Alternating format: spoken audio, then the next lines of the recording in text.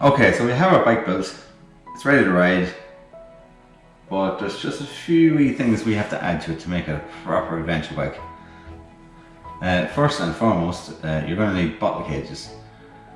Bottle cages come in all sorts of materials and shapes. Choose one that's right for you. Don't go for one that won't hold your bottle properly. I don't know how many bottles I've seen on rough terrain that have come off people's bikes. Get one that wraps around it properly. Stainless steel bottle cages are very light these days. They're actually hollowed out tubes. Next thing you should consider is a bell. In some countries it's actually a requirement. In my country it's not, but I will definitely be getting one because it's very nice, especially on roads we have around here. They're the small country roads, and some people decide to walk with dogs on the wrong side of the road. So I remember a few months ago I was doing an Audax. I think it's getting late in the evening, and I was coming to, it was a windy section of roads, and there was this woman walking with big dogs. I think they're at a stations or something, and she couldn't hear me coming. I was planned to go out onto the other side of the road and pass her, there's no issue. But just before I got to her, a car had come around the corner, so obviously I couldn't go to that side of the road. And I put on my brakes, my squeaky disc brakes, and it lifted her out of it. Yeah, the dirty look I got. If I had just had a little bell there, I could have warned her I was coming, and everyone would have been happy. But that's happened more than once now, and I think a bell is the way to go. It's safer for you and for other people. Next thing is fenders or mud guards, depending where you're from, what you want to call them. Adventure riding, we'll be going in all sorts of conditions. Sometimes a fender will be best, and sometimes it just isn't. If you live in damp conditions, then it's important to be comfortable when you're riding, especially in long distance. The benefits will greatly outweigh the cons. The only time I wouldn't use fenders is if I know I'm going to be riding on dirt roads where the dirt can get stuck on the inside of the fenders and clog everything up. Otherwise, if I know I'm going to stick to roads, I prefer to stay clean and keep my bike clean, and so it will work better and I will work better. So definitely need to look at that. Just make sure your bike has fender eyelets, so you can attach them to it properly. If it doesn't, you can get fenders that will attach either to your seat post or your forks or seat stays. So you have to get a fender that is appropriate to your bike. Next is lights. Even if you don't intend on cycling during the night, which you will be, there's no harm to have flashing daytime lights. It just adds to your safety. Having a bright flashing orange light at the back during the day can really help people stay away from it. I've actually noticed I'm using one now that's very bright. It flashes really bright during the day, and I've noticed guys have actually taken a wider berth around me, as if it kind of wakes them up or something.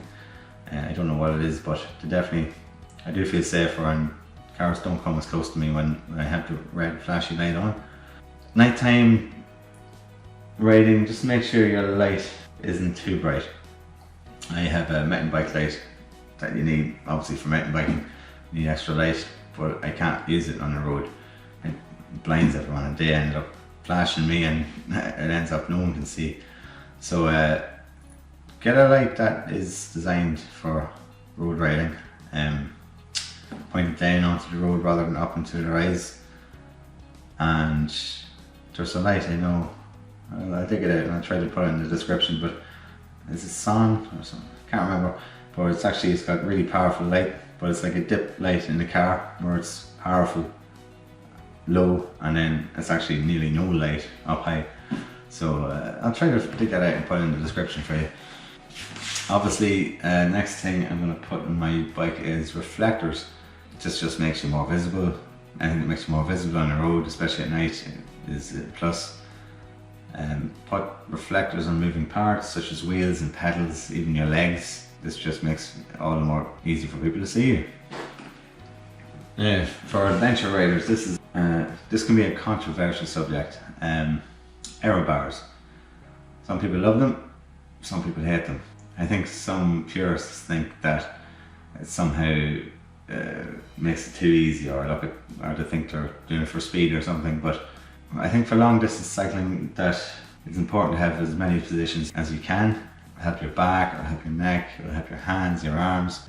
Anything that's going to give me another position I'm going to take. So, and I will be getting air bars for that reason, not to be faster, just to simply have another position.